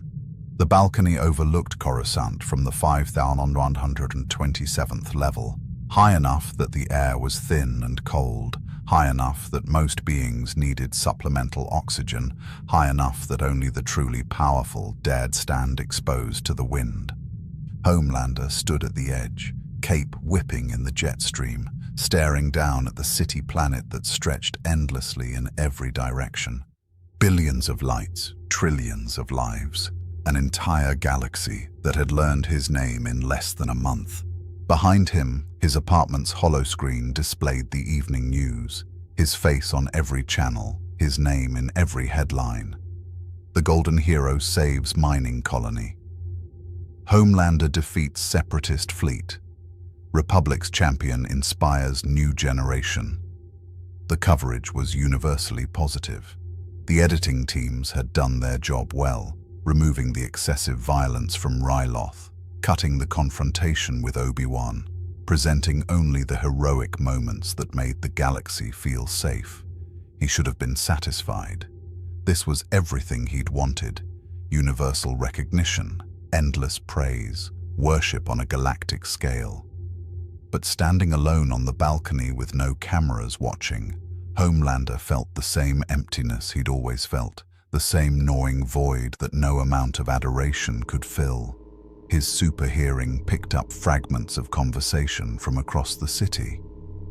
Homelander saved my brother's unit. My daughter wants to be just like him. The Republic is lucky to have him, but also something off about him, don't you think? The Jedi seem cautious around him. I heard he was brutal on Ryloth. The whispers of doubt growing, spreading, the infection of suspicion that would eventually consume the worship he'd worked so hard to cultivate. His hands clenched on the balcony railing. The metal groaned under his grip, bending slowly under pressure that could crush starship hulls. "You'll love me," he whispered to the city below, to the billions who were going about their lives, forgetting he existed the moment he wasn't on their screens. "You'll love me because you have to, because I'm all you have, because without me, you're nothing." The words tasted bitter, empty, like everything else. His eyes began to glow, not heat vision, just the reflection of something dark and terrible building behind his perfect blue irises. Red light spilled across his face, painting him in shades of violence barely restrained. "Even if I have to make you," he continued, his voice dropping to something cold and dangerous. "Even if I have to force you to see what you have, what you'd lose without me. Even if I have to show you what happens when you question me, doubt me, judge me." The red glow intensified. His pupils dilated. His smile, that perfect, practiced, heroic smile, twisted into something sharp and predatory. "You'll love me," he said one final time, "or you'll learn what happens when you don't." The promise hung in the air like a threat, like a prophecy of violence waiting to be fulfilled. Far below, in the labyrinthine corridors of the Senate building, Darth Sidious felt a disturbance, not in the Force, which Homelander remained invisible to, but in the political currents that flowed through the galaxy. Something was shifting. Something was about to break. He smiled in the darkness, yellow eyes gleaming with anticipation. In the Jedi Temple, Master Yoda opened his eyes from meditation, his ancient face troubled. "Coming, something is," he whispered to the empty council chamber. "Great change, great danger. Ready, we must be." And on that balcony, Homelander stood silhouetted against Coruscant's lights, cape streaming, eyes glowing red, smile twisted with barely contained rage, looking less like a hero and more like exactly what he was: a monster, a predator, a nuclear bomb with a perfect smile, wrapped in golden armor and red cloth. The galaxy thought they'd gained a savior. They'd actually imported their own destruction, and the countdown to detonation had just reached 0. The golden hero had arrived in a blaze of glory, saving lives and winning hearts across the Republic. For a few bright weeks, the Clone Wars seemed less hopeless. The public had someone to believe in. The clones had someone who seemed to understand them. The Senate had the perfect propaganda tool. But beneath the cape and the smile, Homelander was fracturing. The Jedi sensed the void where his presence should be. Republic intelligence documented the cracks in his facade. The civilians he saved feared him as much as they thanked him. And slowly, inevitably, the mask was slipping. Darth Sidious watched with fascination, seeing an opportunity to either corrupt or destroy this anomaly. Count Dooku had planted seeds of temptation. The offer remained open. Join the Separatists. Embrace what you truly are. Stop pretending to be a hero. But Homelander's pride wouldn't let him accept. Not yet. Not while he still believed he could make them love him. Make them worship him unconditionally. Make them understand that questioning him was a mistake. The galaxy stood on a precipice, unaware that their golden savior was one bad day away from becoming their greatest nightmare. The Clone Wars had introduced countless threats: battle droids, Sith lords, political corruption, clone programming. But none of those threats smiled while they destroyed you. None of them craved your love even as they contemplated your annihilation. None of them were quite as dangerous as a broken god who'd convinced himself he was a hero. Part 1 had established the facade. Part 2 would show what happened when that facade finally, catastrophically, shattered. The Golden Hero's arrival was complete, his fall was inevitable, and the galaxy would never be the same. May the Force be with you. More stories await.